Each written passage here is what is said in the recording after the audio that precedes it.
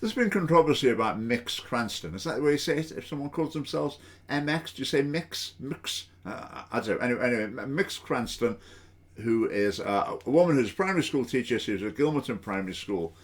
For a while, there was some controversy while she was there. She's now at another primary school in Edinburgh. And at both schools, I know that there were parents who are very unhappy about the situation. She identifies as non-binary. Apparently, her mode of dress varies quite considerably between different days. I'll just read you a communication from the school to parents about Mx Cranston. Mx Cranston is here to help your child settle at school, make friends and learn lots of new and exciting things at school. You may wish to tell your child Mx Cranston's name and what the teacher would like the children to call them, Mx Cranston, and maybe some interesting things about the teacher. We will be sending out all about me posters in due course. You may also choose to mention that when we talk about Mx Cranston, the teacher would like us to say they or them, not he, him, or she, her. Mx Cranston knows this will be new terminology and indeed new learning for many of the children. They will not be offended when children make a mistake, just as we would not if they made a mistake in learning a maths or literacy concept. So in other words, this is like pressurizing the children to endorse the ideology of non-binaryism or transgenderism or whatever by using the they, them pronouns. So in other words, the children are expected to act as if they swallow this ideology whole, which they shouldn't even, these P1 kids shouldn't even be having to think about this at all, let alone endorse it daily in their school life.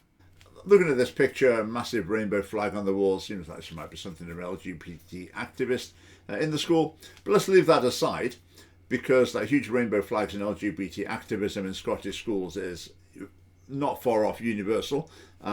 Some people bizarrely think, oh, that's all stopped, you know. Trump's in the White House now. Swinney and Forbes, they're not like Nicola Sturgeon. Surely we're past all that. Don't you believe it? I mean, have John Swinney and Kate Forbes repealed the appalling transgender guidance for schools? No. I mean, the corrupting and degenerate rshp.scot sex education resources, well, they're John Swinney's baby. LGBT inclusive education, we have LGBT content from nursery upwards, potentially in every subject. Again, this is Swinney's baby. Nothing's changed in this regard. And I'm not particularly talking about Mx Cranston. I mean, John Naples Campbell, the cross-dressing head teacher up at Kinloch Burvey High School, would be another example. But the question I'm going to answer here is, should non-binary, cross-dressing, transgender people be allowed to be teachers? Someone who self-identifies as non-binary, wants calling they or mix, or I guess that's for men and women, isn't it? Or overtly cross-dress, even outside school. Or even if it's in a high school, obviously this is primary school I've been talking about in particular with Mx Cranston, but even if it was in a high school, I think the answer would be the same, and the answer I give is no. Such people should not be permitted to be teachers. The General Teaching Council of Scotland's standards should make it clear that they are not suitable to be in the classroom. Right, why is that? With younger children in particular, it is confusing. It could mess up their proper healthy conceptualization of male and female at a key developmental phase, and that could be harmful to their own development. Secondly, it sets a bad example, and it effectively leads young people down the dangerous road of gender nonconformity, transgenderism, etc. That does not have positive outcomes, and it's quite understandable that a lot of parents look at that and think, we don't want our children going down that road, so we don't want our children to have a role model in a teacher who is effectively pointing them down this road and saying, this is a positive way should you happen to decide to walk down it. So yes, it is against parents' wishes, and the parents is not because they're bigots, it's because they want to protect their children from what they believe correctly is an harmful influence. And the last issue I would say is, I believe that these gender non-conforming choices, lifestyles, whatever, are immoral. And so having a teacher embodying these choices in front of a class is a way of endorsing immorality, which is not good. Now, the General Teaching Council of Scotland, they could produce some new standards to make it clear in this department, but looking at the standards they've already got, how would they apply to a gender non-conforming, non-binary, transgender, cross-dressing teacher? Well, how about this one? promoting health and well-being of the children and young people in my care. Right, if you're setting an example of gender confusion, that is not promoting the health and well-being of the children and young people in your care. Next one. Teachers are supposed to be supporting learners' understanding of themselves. I think someone presenting as non-binary, for example, is not supporting learners' understanding of themselves, it's undermining their understanding of themselves, because it's one person who's confused about their own understanding of themselves presenting that to young people, and therefore that's likely to be contagious. The young people are going to be more likely to come to the same misunderstanding about themselves as a result of the influence of their teacher. Right, another standard, you should maintain an awareness that as a teacher, you're a role model to learners. Okay, precisely, that's exactly my point.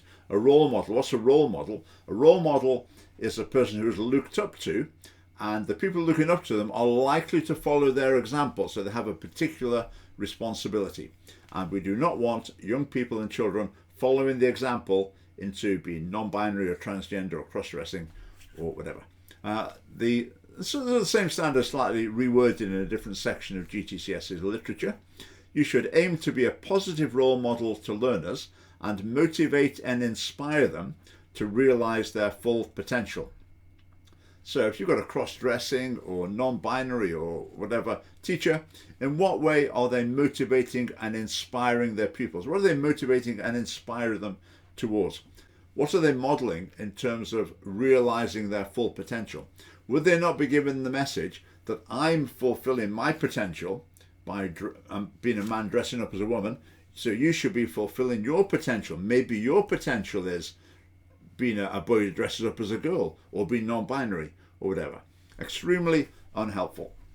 Now, obviously, it's quite a serious step to say to a group of people that they can't be teachers. That's not something to take lightly. We need to balance that against what's normally a right for anyone to enter whatever profession they wish.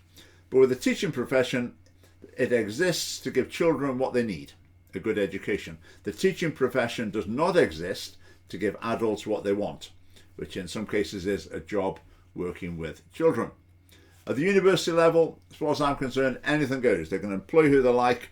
The students are effectively adults, and so they can stand on their own 2 feet and, well, they'll cope with these influences as they wish. But some parents are very concerned about such teachers in schools, and their concerns are valid and serious concerns about pupil well-being, and so they weigh more heavily on the scales. So I think such teachers should not be permitted in the classroom. If I were to come across someone who's, say, cross-dressing, non-binary, transgender, whatever, in a different context, how would I treat them? The same as anyone else, with respect, be friendly. I would also be thinking this is a person who's got a problem, something's gone wrong in their development to bring them to this point. Their outlook is maybe not positive, but I would seek to help them or point them towards help if that seemed appropriate, or if they seemed remotely open to that. So this is not about any sort of discrimination or any sort of hostility towards the people. This is about protecting children from influences that are likely to be harmful. So do like and subscribe. Thanks for watching, and you can join the Scottish Family Party via the link below.